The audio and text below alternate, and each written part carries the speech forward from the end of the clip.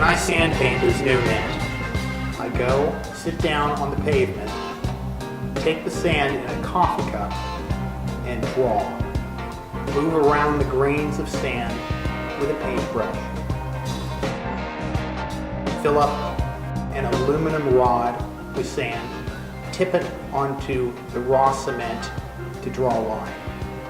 It takes hours and patience. It is very peaceful, even when there are 20 people watching. In 1969, Andy Warhol, thwarted with distributing his X-rated films Lonesome Cowboy and Flash, decided to distribute them at male porn theaters, the 55th Street Playhouse, and they grossed the highest screen average gross ever for that theater. I think it was something like $3,400 for the night. And he launched a connection between fine art and a kind of low art, but also a film art.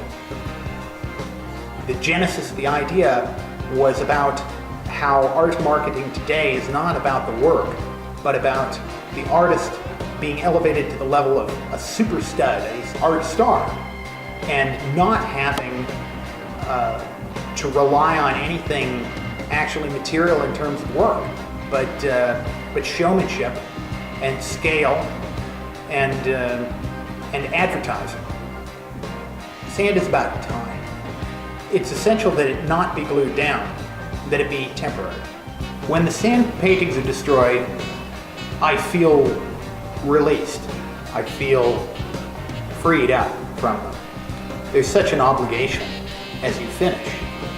Sand painting, as the Hopis used it, was a divine message communicated to a singer. You could call him a shaman, he was called a singer, who directed other Indians to paint the sand painting.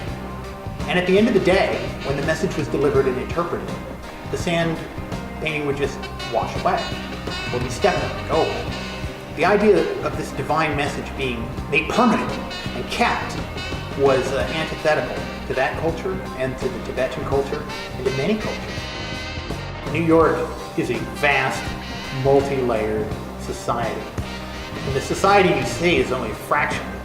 Beneath every building, within every person walking around, there are other societies that have disappeared, that they carry within them.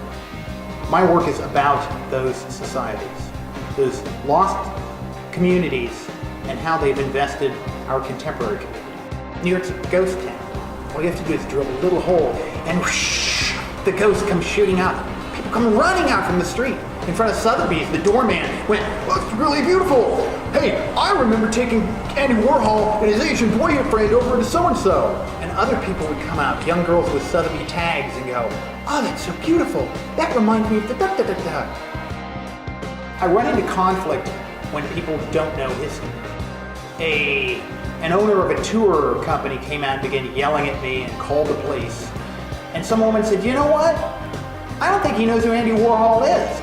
It turned out he didn't know who Andy Warhol was. And neither did he know that his business was located in an ex-porn theater. And he didn't want to know. He didn't want to be reminded. But there were plenty of people that day, dozens, who were standing there yelling, "You should make it permanent. It's so beautiful." When I do an installation, the response to it has a lot to do with the people's history. Did they live there? I had a Japanese wig maker come out and watch me all day. He would kind of shoot out like a mouse and shoot back in. And he, finally towards the end of the day, it was clear that he was not angry at me, but thought it was fascinating. And I came over, he said, "It's so beautiful, it's so beautiful." And people began to walk through it, and he goes, "It's just going to go away?" And I said, "Yes, from nothing to nothing." And he said, "That is the life."